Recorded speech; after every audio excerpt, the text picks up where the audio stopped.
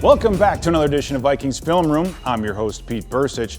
Now with the 59th overall pick, the Minnesota Vikings select Ed Ingram, guard, out of LSU.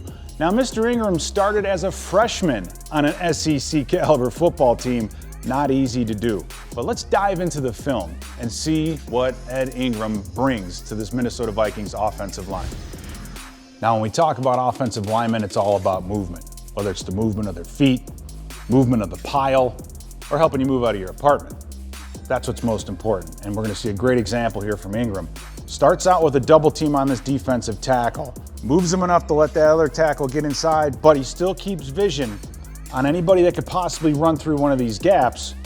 And oh, by the way, doesn't just take care of the guy, boom, decleats him.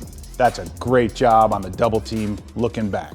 All right, another great example of the double team. In this case, they're coming down on that defensive tackle. Two of them combining on one. They want to get that body out of the gap, so this running back gets exactly what we see right here. That room to get himself one-on-one on the safety. But what I like is watch what happens after this. Watch these two. Watch what ends up going on here. He just doesn't just block the guy out of the way.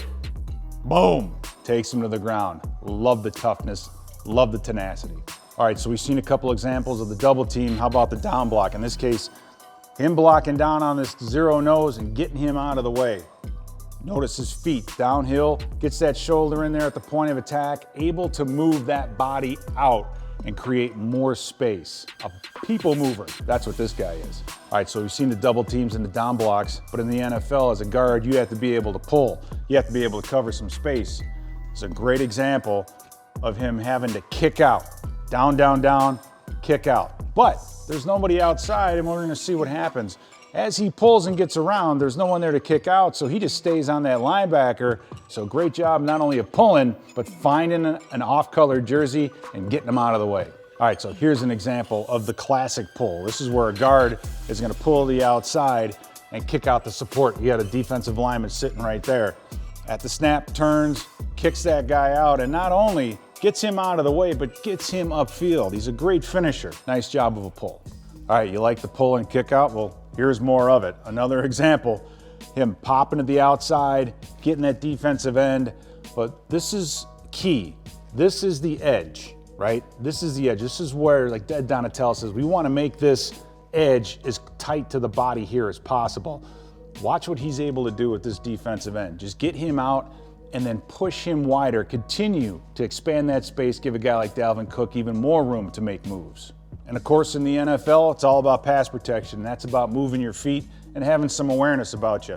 In this case, setting up, but keeping that pocket, keeping those feet moving for a big man moves very well. All right, we talked about feet, athleticism, but awareness also matters in pass protection. You see this situation here, you have five guys at the line, kind of a balance situation.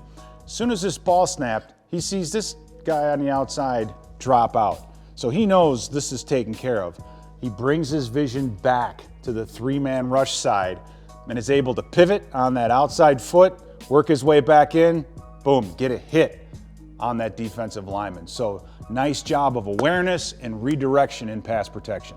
And at the NFL level, you're gonna get a lot of the stunts up front. This is the ET, meaning the end is gonna come first, tackle loops around. But they try to set this up and he's not biting on it.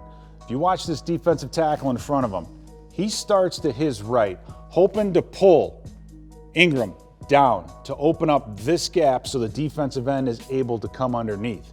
But he stays square. Ingram does a great job of staying square, not turning his shoulders, and because of that, he's able to redirect and get himself back out. As soon as that tackle moves, the inside tackle loops back outside, he's able to redirect and get on that defensive end. So they just stuff this ET stunt. Great job of awareness, great job of moving his feet, great job of building a wall and a pocket for the quarterback.